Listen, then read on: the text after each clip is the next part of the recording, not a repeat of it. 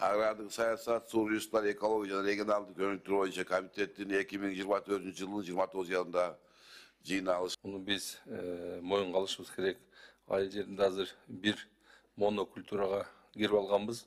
Мисалы, ар бир жерде кайсыл өсүмдүк экилген болсо, ошону кайра эге берип, анын зыяндуулугу ошол өсүмдүктүн жанагы айтып аткан түшүмдүүлүгүнө таасир тийип атат. Эми биз ошол саясатын өзгөртүшүбүз керек. Айыл чарбасында саясатты өзгөртпөсөк, biz bul dağı 10-15 yılda yerimiz taptakır jarabay kaladi.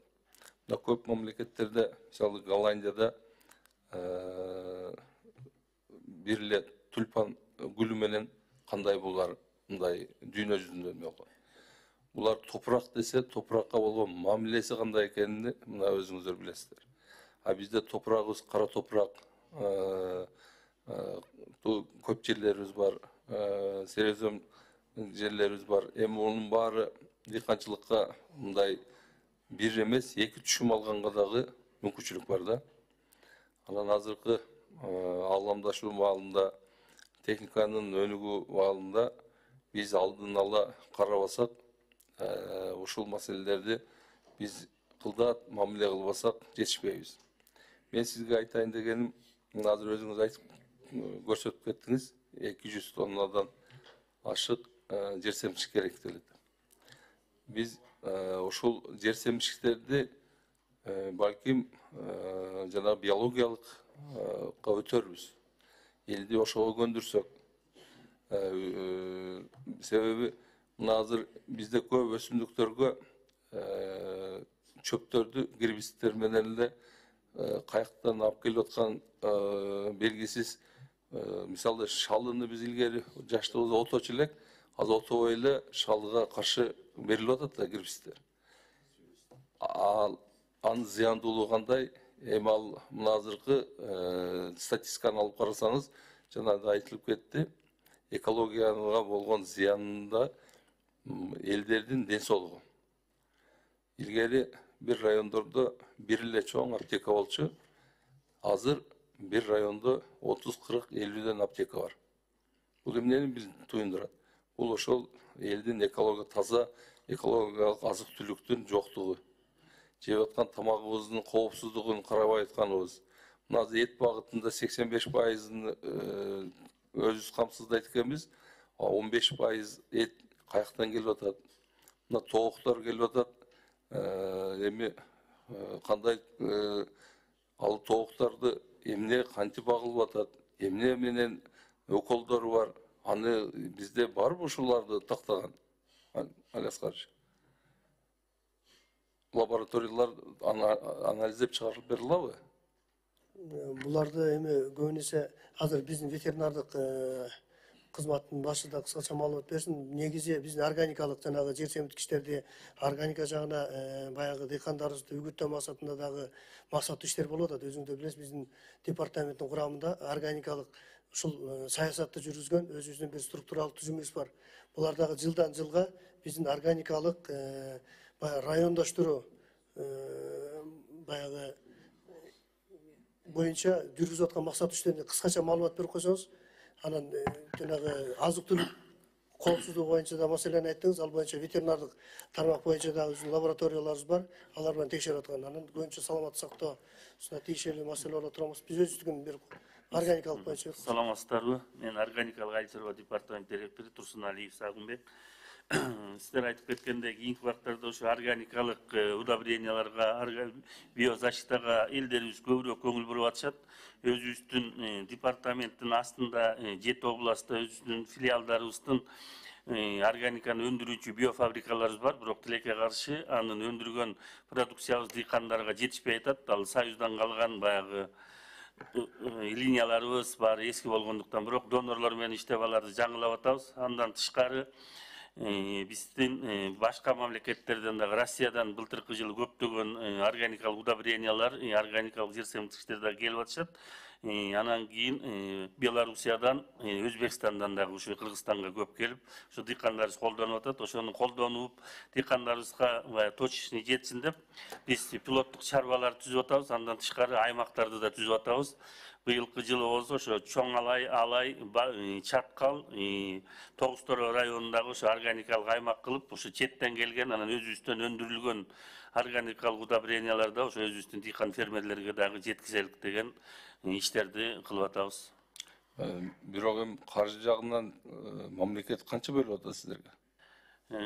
Каржы жагынан былтыр органикалык кластерди биз киргизгенбиз, бирок банктардын условиялары оор болгондугуна байланыштуу биздин дыйкандарыбыздын көбү ала алышкан жок. Болгону освоение бир 15 миллиондун эле тегерегинде болду.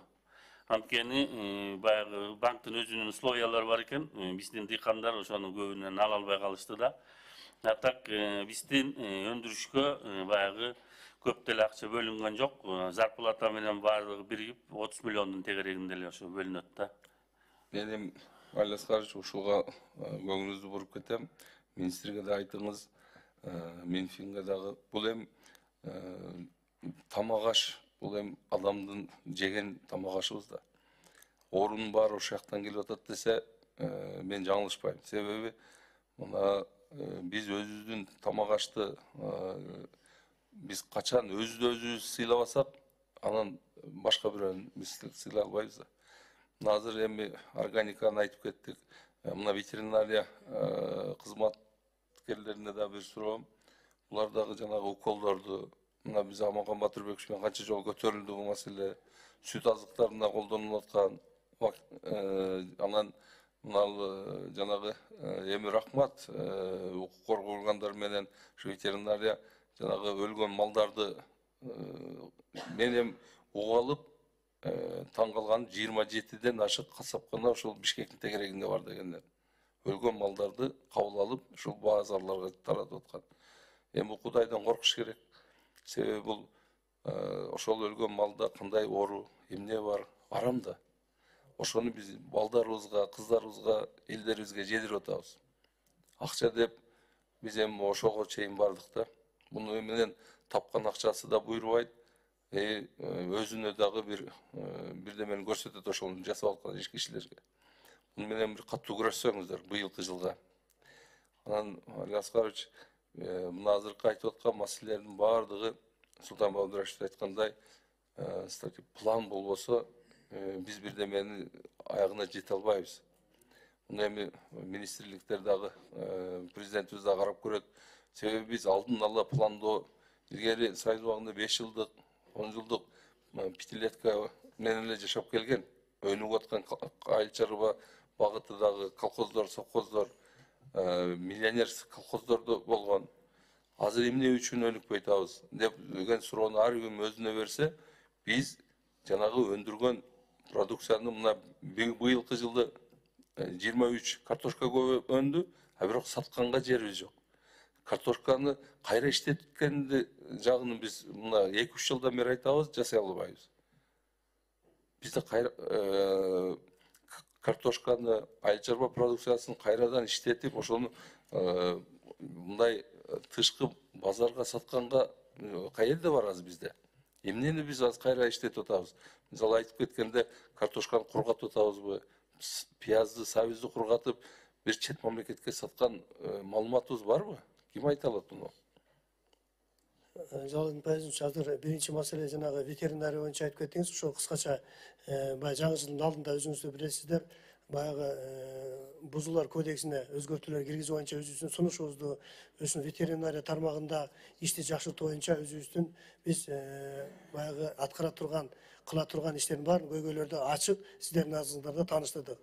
Чындыгында элибиздин жеп аткан ашында, тамак ашында коопсуздугунда бир топ коркунучтар, бир топ көйгөйлөр бар экенин сиздерге эч жашырган жокпуз, көрсөтүп айттык. Ошолор боюнча дагы ошо бузуулар кодексине ошол транспорт менен ташыган жактарга, саткандарга ошолорго чара көрүү максатында дагы булардын жоопкерчилигин баягы жоопкерчилигин кароо максатында дагы ошо өзүбүздүн сунушубузду бердик. Буюрса бул иш аягына чейин чыгарабыз деген пландаштап турабыз. Азыр өзүңүздөр билесиздер, биздин ветеринария тармагында негизги мамлекеттик баягы көзөмөл ошо райондук деңгээлде келип гана токтоп калган. ЛДК айыл өкмөттө негизи ветеринария жүргүзүлө турган жана вакцинация кыла турган, ошол өлгөн малдардын учетун тактоо, сатуу, ошолордун баарын көзөмөлдөй турган 1400дөн ашык жеке ветеринардын гана баягы көзөмөлүндө ошолордун гана иштөө мерчемдеринде чектелип калган. Бүгүн учурда азыр ушулардын баардыгын республикалык бюджетке этап менен алып барып, ошону жоопкерчиликтердин баардыгын раз тамак аш коопсуздугуна айчара министрлиги ветеринария кыскарагына жооп беречи. Кыска эле маселе берилди силерге. Кайра иштетүү боюнча, картошка кайра иштетүү боюнча азыр барбы тилекке деген каршы картошка боюнча биздин өндүрүп аткан картошкабыз баягы экспорттук талаптарга туура келбеген себептен алардын экспортко чыгарганда калибровка деген сортторунан ар кандай баягы бизде майда товар өндүрүүчүлүктөр болуп калган себептен ар кандай продукция ошол себептен биз экспортко чыгарууга кичине кыйынчылыктар болуп атат. Бирок торгово логистик центрлерди баягы сыртка чыгара турган. Өзүңүздөр билесиздер, муну Москва Белоусскийде жаңы чоң ири ошондой баягы ишкана ачылды. Ошондой торгово логистик центрлерди быйыл ачалы деп бир ондой ошол баягы сыртка сата турган логистикалык борборлорду ачабыз деп пландаштырып турат. Булар ошол өндүрүлгөн продукцияларды ар кандай ыкмада сактайт, ошол упаковкалайт, ошол аркылуу экспортко чыгаралы деп пландаштырып турабыз. Андан сырткары өзүңүздөр билесиздер, $40 миллион биз АБРдин проектин сиздерге карооңуздарга алып келгенбиз. Ошол дагы ушул экспортко чыгаруу потенциалды жогорулатууга багытталган биздин иш аракеттерибиз.